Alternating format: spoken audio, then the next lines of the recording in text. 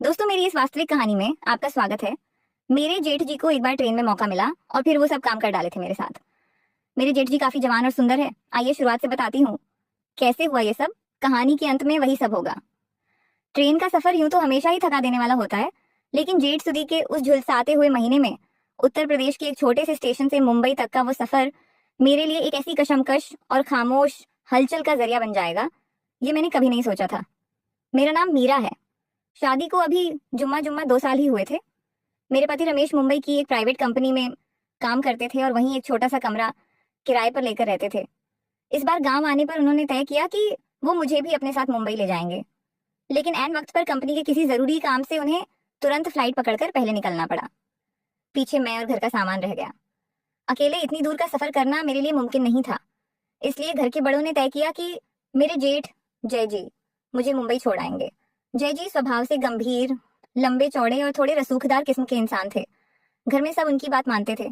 मैं भी उनका बहुत आदर करती थी और हमेशा उनके सामने घूंघट का लिहाज रखती थी। जिस दिन हमें निकलना था उस दिन दोपहर से ही आसमान से आग बरस रही थी। स्टेशन पर पहुंचे तो पैर रखने की जगह नहीं थी। जब हमारी ट्रेन प्लेटफॉर्म पर आकर रुकी तो नजारा देखकर मेरे हाथ पैर फूल गए। जनरल और स्लीपर डिब्बों की बात तो छोड़िए, हमारे इसी 3 टियर डिब्बे का भी बुरा हाल था।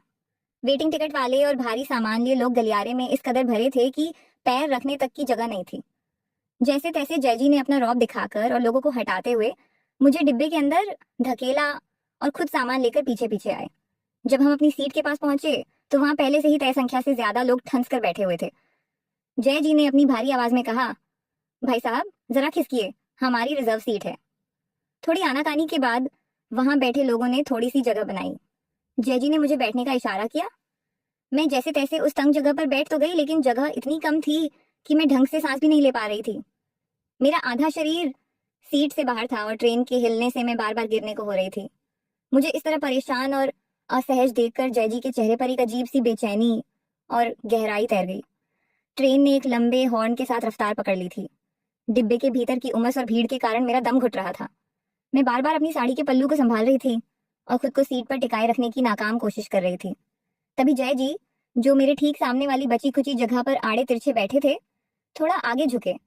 उन्होंने आसपास के माहौल पर एक नजर दौड़ाई, जहां हर कोई अपनी ही धुन में था, और फिर बेहद धीमी फुसफुसाती हुई आवाज में मुझसे कहा, मीरा, ऐसे तो तुम पूरे रास्ते परेशान रहोगी, जगह बिल्कुल नहीं है और आगे का सफर बहुत लंबा है। मैंने घूंघट के अंदर से ही धीरे से कहा, कोई बात नहीं जेठ जी, मैं जैसे तैसे कट लूंगी। उन्होंने कुछ देर मुझे देखा, फिर अपने पैरों को थोड़ा फैलाते हुए एक बेहद गंभीर लेकिन अधिकारपूर्ण लहजे में बोले, बहू संकोच मत करो, यहाँ कोई देखने वाला नहीं है और सब अपनी धुन में है। तुम एक काम करो, आओ और मेरी जांघों पर बैठ जाओ, कम से कम आराम से तो रहोगी। उनकी ये बात सुनकर एक पल के लिए मेरे कान सुन्न हो गए। जेठ और बहू का रिश्ता मर्यादा का होता है।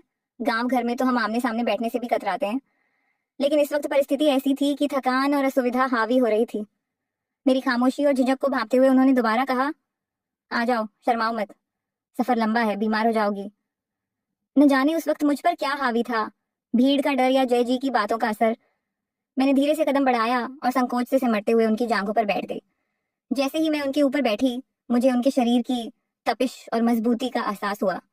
मेरा दिल इतनी तेजी से धड़क रहा था कि मुझे लगा शायद उन्हें भी उसकी आवाज सुनाई दे रही होगी। शुरुआत में सब कुछ सामान्य था। जय जी ने मुझे सहारा देने के लिए बस हल्के से छू रखा था, लेकिन जैसे जैसे ट्रेन ने रफ्तार पकड़ी और पटरियों के मोड़ पर झटके खाने लगी, माहौल बदलने लगा।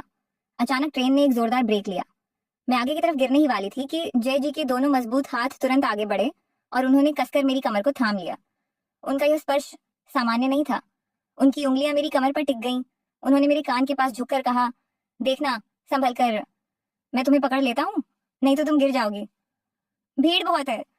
उनकी आवाज में एक अजीब सी खनक थी। मैं कुछ कह नहीं पाई, बस धीरे से सिर हिला दिया।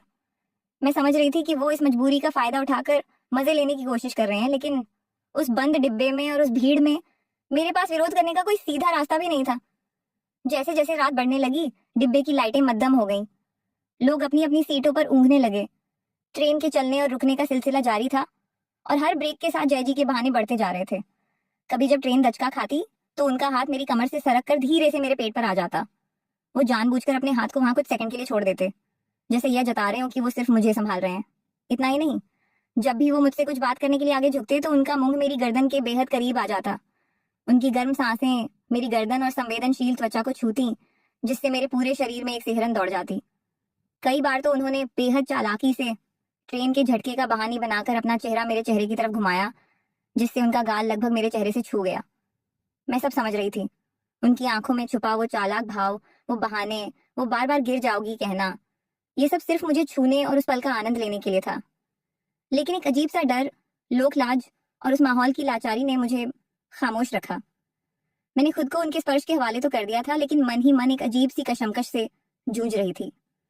अगली दोपहर लंबी और थका देने वाली यात्रा के बाद आखिरकार ट्रेन मुंबई के एक बड़े और व्यस्त स्टेशन पर आकर रुकी। चारों तरफ कुल्ली कुली की आवाजें और यात्रियों की आपाधापी शुरू हो गई। लोग अपना सामान लेकर दरवाजों की तरफ भागने लगे। मैं जयजी के ऊपर से उठी और अपनी साड़ी और पल्लू को ठीक किया। मेरा पूरा शरीर इस अजीब सफर के तनाव और थकान से टूट रहा था। जयजी ने मुस्कुराते हुए अपना सामान उठाया और मुझे आगे चलने का इशारा किया। जब हम ट्रेन के ऊंचे दरवाजे पर पहुंचे तो नीचे प्लेटफॉर्म पर उतरने के लिए भारी भीड़ धक्का मुक्की कर रही थी। नीचे का फुटबोर्ड काफी ऊंचा था। मैं अभी उतरने का सोच ही रही थी कि पीछे से जयजी ने बिना किसी झिझक के दोबारा अपनी दोनों हथेलियां मेरी कमर पर जमा दी। उन्होंने मुझे लगभग हवा में उठाते हुए धीरे से नीचे उतारा और बड़े ही अपनेपन और फिक्र भरे लहजे में बोले, आराम से मीरा, गिर जाओगी कहीं, देखो कितना धक्का लग रहा है यहाँ। मैंने नीचे उतरकर अपने पैर संभाले और पलटकर उनकी तरफ देखा। उनके चेहरे पर वही जानी पहचानी मध्यम सी मुस्कान थी। मैं अच्छी तरह जानती थी कि प्लेटफॉर्म पर उतरना इतना भी मुश्किल नहीं था और न ही मुझे किसी सहारे की इतनी जरूरत थी। ये सब सिर्फ उस आखिरी मौके का फायदा उठाने और मजे लेने का एक और बहाना था। सामने ही भीड़ में रमेश हमें ढूंढते हुए आ रहे थे। मैंने जयजी की तरफ देखकर अपनी नजरें नीची कर ली और चुपचाप आगे बढ़ गई, ये जानते हुए भी कि इस सफर की ये खामोश बातें हमेशा के लिए एक अनकहा राज बनकर रह जाएंगी।